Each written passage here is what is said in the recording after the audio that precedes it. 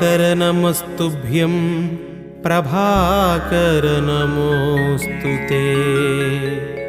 सप्ताश्वरथमारूढं प्रचण्डं कश्यपात्मजं श्वेतपद्मधरं देवं तं सूर्यं प्रणमाम्यहम्।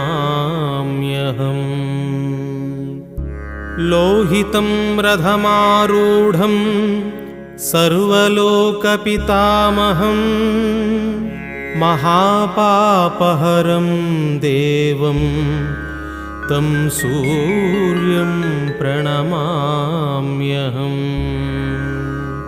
त्रैगुण्यं च महासूरं ब्रह्मविष्णुमहेश्वरं महापापहरं देवं